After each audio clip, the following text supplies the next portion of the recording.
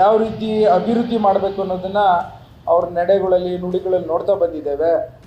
ಇವತ್ತೇನಾದರೂ ಕಾಂಗ್ರೆಸ್ ಪಕ್ಷ 140 ಸೀಟ್ ತೆಗೆದುಕೊಂಡಿದೆ ಅಂದರೆ ಅವರ ಶ್ರಮ, ಭಾಳಷ್ಟು ಶ್ರಮ ಇದೆ ಅನ್ನೋದನ್ನು ಪ್ರತಿಯೊಬ್ಬ ನಾಯಕರು ಹೇಳ್ತಾರೆ. ಹಾಗಾಗಿ ಅವ್ರಿಗೆ ಸ್ಥಾನಮಾನ ಕೊಡೋಂಥದ್ದು ಹೈಕಮಾಂಡ್ ಅವರು ನಿರ್ಧಾರ ಮಾಡಬೇಕು. ಒಂದು ದಿನ ಅಲ್ಲ ಒಂದು ದಿನ ಅವರು ಮುಖ್ಯಮಂತ್ರಿ ಆಗಬೇಕು ಅನ್ನೋದು ನಾವೆಲ್ಲ ಅಪೇಕ್ಷೆ ಪಡ್ತೇವೆ. ಆಗ್ತಾರೆ ಅನ್ನೋದನ್ನು ನಾನು ಅನ್ಕೋತೇನೆ.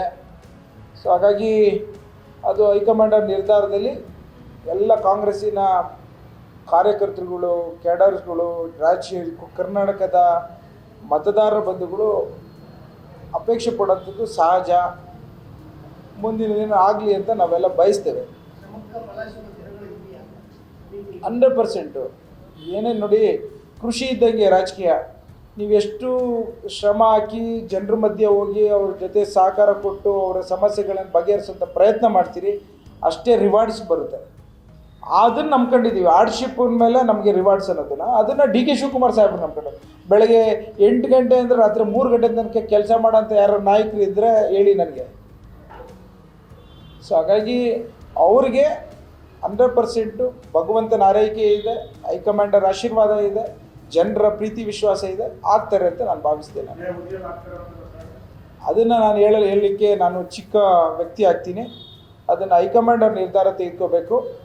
ಈಗ ಸದ್ಯದಲ್ಲಿ ನಮ್ಮ ಮುಖ್ಯಮಂತ್ರಿಗಳಾದ ಸಿದ್ದರಾಮಯ್ಯ ಸಾಹೇಬರು ಭಾಳಷ್ಟು ಬಡವರ ಬಗ್ಗೆ ಚಿಂತನೆ ಮಾಡಿಕೊಂಡು ಒಂದು ದೊಡ್ಡ ಗ್ಯಾರಂಟಿಯ ಒಂದು ಕಾರ್ಯಕ್ರಮವನ್ನು ಕೊಟ್ಟು ಇಡೀ ಒಂದು ಕರ್ನಾಟಕ ರಾಜ್ಯದ ಎಲ್ಲ ಭಾರತ ರಾಷ್ಟ್ರಕ್ಕೆ ಒಂದು ಮಾದರಿಯಾದಂಥ ಕಾರ್ಯಕ್ರಮಗಳನ್ನು ಕೊಟ್ಟಿದ್ದಾರೆ.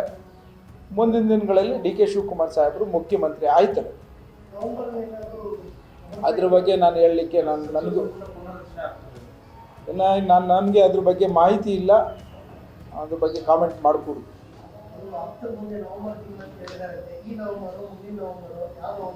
ಎಲ್ಲ ಹೈಕಮಾಂಡ್ ಅವರು ನಿರ್ಧಾರ ಮಾಡ್ತಾರೆ.